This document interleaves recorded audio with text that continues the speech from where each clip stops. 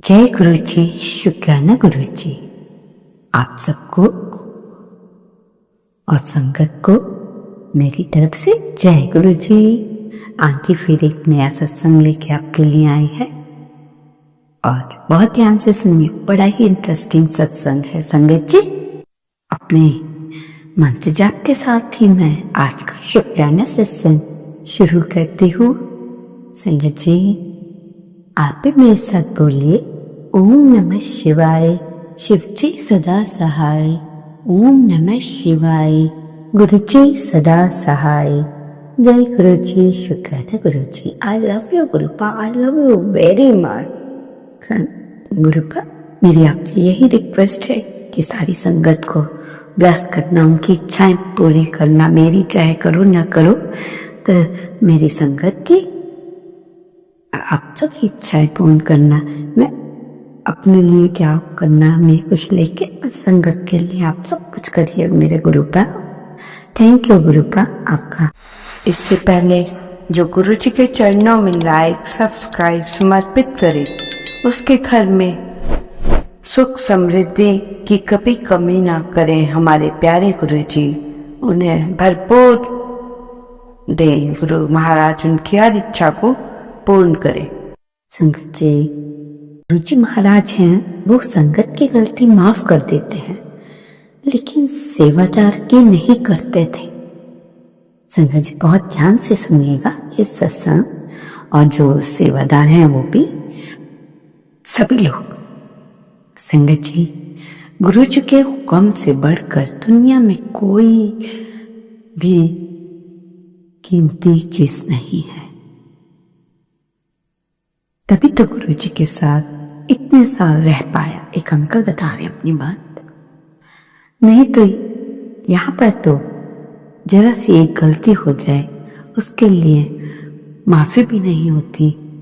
गुरु जी संगत को साफ मना कर देते थे और सेवादार को माफ नहीं करते, और 8-10 महीने से ज्यादा सेवादार उनके पास टिक नहीं पाता था। उसका भी एक कारण है, गुरुजी बहुत डिसिप्लिन वाले थे। अगर सेवादार किसी संगत से गलत बिहेव करे उनके समझाने के बाद, तो सेवादार को भी है तो सेवादार चला गुस्सा ही जाता है। कई बार सेवादार कहते हैं फोन बंद कर दी ये संगत जी, फिर उस टाइम कर देते हैं, फिर 2 मिनट बाद बोला ऐसी कोई ना कोई सेवादार को भी समस्या आती होगी, नहीं तो वो क्यों गुस्सा करेंगे। गुरु जी कहते थे मेरी संगत के साथ बिल्कुल भी बुरा नहीं, मतलब बुरा ना बोलना है ना सुनाना। तो मतलब इस तरह गुरु जी का जो दरबार था बहुत ही डिसिप्लिन मानते थे गुरु जी। और वो भी चाहते हैं गुरु महाराज कि जब तक मैं, मतलब मेरी सेवादार बहुत डिसिप्लिन में ही रहे और संगत भी। तो गुरु जी कहते हैं कि ये, मतलब वो संगत को कहते थे इत्थों चला जा, मुड़ के ना आए। देर सवेर ब्लेस भी करते रहते थे। अंकल बता रहे हैं कि हर समय दिल में ये डर लगा रहता था कि कोई गलती ना हो जाए, और आज भी इस बात की चिंता रहती है। तभी तो अरदास करता हूँ कि जो बुलाना जो कराना वो आपकी मर्जी से ही होना चाहिए गुरु जी। वाह संगत जी, कितनी बड़ी बात है, आपकी मर्जी से होना चाहिए। तो संगत जी, आपको इस बात से समझ आई होगी कि कुछ को डिसिप्लिन पसंद है। जब भी आप सत्संग में आए अच्छे से रहें, जब तक सत्संग चलता है बात ना करें और किसी की तरफ ना देखें, अपना ध्यान गुरु जी पर लगाएं। ठीक है संगत जी, तो आपको आशा है ये बात और सत्संग बड़े अच्छे से ही समझ आ गया होगा।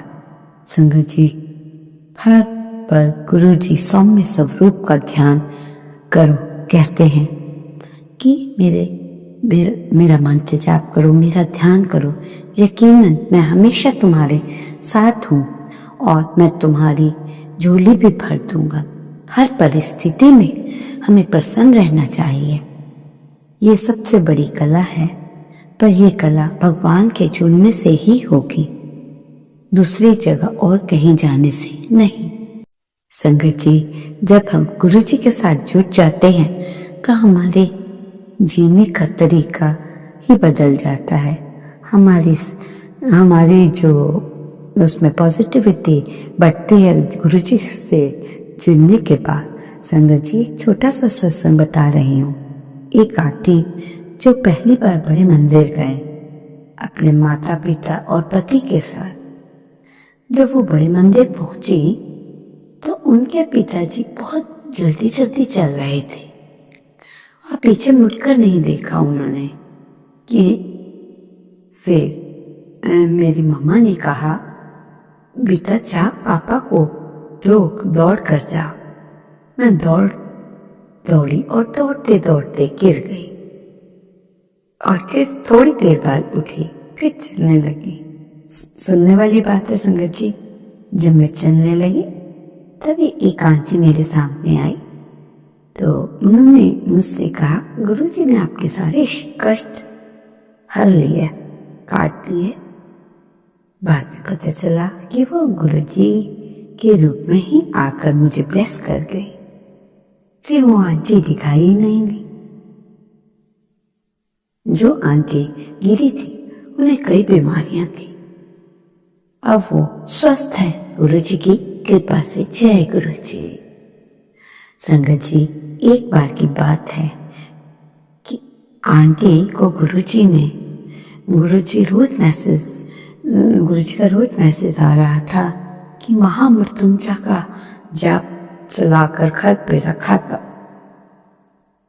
तो आंटी गुरु की आज्ञा मानकर उन्होंने रोज ही घर पर महामृत्युंजय का जाप चलाना शुरू कर दिया धीमी आवाज में, और उनका पूरा परिवार सुनता। एक दिन की बात है, वही आंटी का परिवार कहीं जा रहा था और कुछ समय के बाद पूरा परिवार गाड़ी में बैठ गया और चलने लगे। जैसे ही वो आगे चलते चलते चले गए तो आंटी की गाड़ी का एक बड़ा एक्सीडेंट हो गया और आंटी बता रही है कि हम घबरा गए, पर बाद में देखते हैं किसी को कोई चोट नहीं आई, सब सुरक्षित थे, बिल्कुल ठीक चल रहे थे, किसी को कोई नुकसान नहीं पहुंचा। तो संगत जी, आप इसका अर्थ समझे? कहने का अर्थ था, गुरुजी महाराज बार बार मंत्र जाप, महामृत्युंजय मंत्र जाप चलवाकर उनके कष्ट घर पर ही काट रहे थे। ये बहुत कुछ बड़ा होने वाला था, पूरा परिवार था। उन्होंने उनको अलर्ट करके पहले ही महामृत्युंजय का जाप चलवाया और उनके सारे कष्ट काट दिए। जय गुरु जी। देखा गुरु संगत जी, ये है गुरु महाराज जी की कृपा। पर हम फिर भी गुरु जी पे, कई लोग क्या कोई भी फिर भी कहीं शक करते, पता नहीं होगा, ऐसा होगा कि नहीं, उसके साथ तो हुआ है पर मेरे साथ नहीं, ये सब। बट इफ ये बातें मेरे दिमाग में मत लाइए। गुरु जी सबके कार्य करते हैं, देर से हो चाहे सवेर हो, सभी को गुरु की कृपा अवश्य ही मिलेगी। तो इस सत्संग से आपने बहुत बड़ी सीख मिली कि जो भी गुरु जी का मैसेज आ रहा है फॉलो करो, वो आपके ही लिए है, उसको इग्नोर ना करो, और जो गुरु जी की बताई हुई बात है उसको मानो। संगत जी, एक आंटी जो मनी प्रॉब्लम से बहुत ही परेशान थी, फिर उनका कुछ भी नहीं बन रहा था, काफी सालों से परेशान थी, थोड़ा बहुत जो कमाती उसी में ही गुजारा हो रहा था। गुरु जी के बारे में बताया तो आंटी इस तरह गुरु जी से जुड़ गई। आंटी ने सत्संग सुनी, मंत्र जाप किया, गुरु जी से टेलीपैथी से बात की डे बाय डे आंटी का कॉन्फिडेंस बहुत ही बढ़ता चला गया और गुरुजी से जुड़ती ही चली जा रही थी। और आंटी हर समय जब फ्री रहे गुरुजी का मंत्र जा, कोई काम ना हो तो मंत्र जा, रसोई में जा मंत्र जा, उनके सत्संग सुन, बस ऐसा ही कर रही थी। और देखते ही देखते ना जाने एक दिन मतलब आंटी की मनी प्रॉब्लम सॉल्व हो गई। आंटी मन में सोचने लगी कि मैंने ऐसा कुछ किया भी नहीं जिससे पैसा आ रहा है, घर के हर काम हो रहे हैं, अब मैं पहले की तरह रोती नहीं कि ये काम कैसे करूं। ना जाने गुरु महाराज तो बड़े बड़े काम कर देते हैं, ये तो उन्होंने गुरु महाराज जी ने उनका आर्थिक तंगी दूर कर कर उन्हें ब्लेस कर दिया और आंटी इतनी खुश रहने लगी। क्योंकि कहते हैं कि महामृत्युंजय जाप और गुरु जी के मंत्र जाप में बहुत शक्ति है, बहुत पावरफुल मंत्र हैं। संगत जी आप भी जब फ्री हो मंत्र जाप, महामृत्युंजय जाप, घर से निकलने से पहले 3 बार महामृत्युंजय जाप आप लोग भी कर लिया करो। उससे आने वाले बड़ी मुश्किलें छोटी में बदल कर रहकर उनका हमें पता ही नहीं चलता, क्योंकि गुरुजी महाराज हमारे हर समय साथ है। जय गुरु जी, शुक्राना गुरु जी। संगत जी, एक आंटी ने अपने सत्संग में बताया था कि आंटी की मतलब वो किसी के घर में कोई बहुत लंबे समय से बीमार चल रहा हो तो वो डरे नहीं, वो गुरु जी की संगत है तो उसे कुछ नहीं होगा। कहने का अर्थ है गुरु जी जिसके साथ तो डरने की क्या बात। तो इस विषय में एक बात बता रही हूँ, ध्यान से सुनिए। बात क्या एक उपाय टाइप का है, आपने बहुत ध्यान से सुनना है संगत जी। और जो डॉक्टरों की फीस देते जो आप थक गए, हो सकता है उस छोटे से उपाय से आपके घर में भी खुशी हो, वो इंसान ठीक हो जाए। तो ध्यान से सुनिएगा। एक गुलाब लें, सिर्फ एक, और वो गुलाब उस बीमार वाले व्यक्ति से गुरु जी के स्वरूप के पास रखवाएं। और कुछ ही दिन में जब फूल पूरी तरह सूख जाए तो उसे आप एक पेपर में रैप करके रख दें, फिर प्लास्टिक की थैली में डाल दें। आंटी जी ने ये भी बताया, जब बीमार जो फूल जिससे आपने चढ़वाना है उसे पहले गुलाब के फूल को गुरु जी के माथे पर टच करना है, उसके बाद उनसे चढ़वाना है। और इसे उपाय जो हम आपको बता रहे हैं, इसको आपने बहुत ही संभाल कर रखना है। ये बहुत ही प्यारी चीज है, ये आपके खजाने से बढ़कर है। तो संगत जी समझ गए होंगे।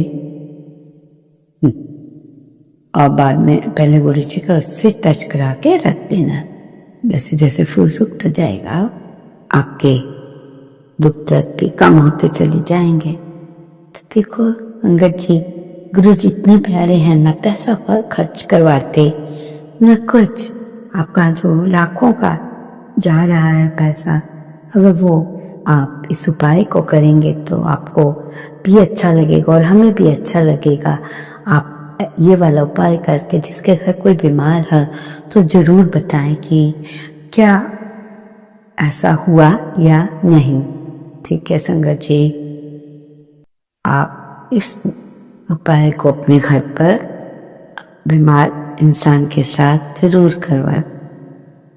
और जिसको कोई स्किन की प्रॉब्लम हो या कोई भी शरीर पर कोई निशान या घाव वगैरह कुछ पड़ जाए, तो जो जोत की जो जोत जब लिप जाती है उसमें जल प्रसाद लगाकर बॉडी पर उस जगह लगाएं जहां आपको कोई प्रॉब्लम थी।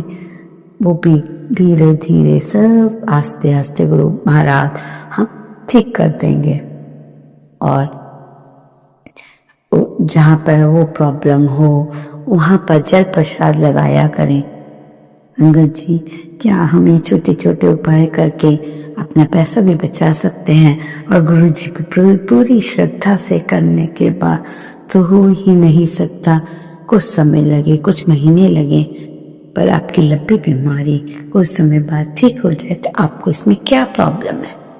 संगत जी, मैं चाहती हूँ आप ऐसा करेंगे ना, क्योंकि आपके घर में, क्योंकि आज की लाइफ में सब कुछ मिलावटी, हर इंसान को कुछ ना कुछ बीमारियां हैं।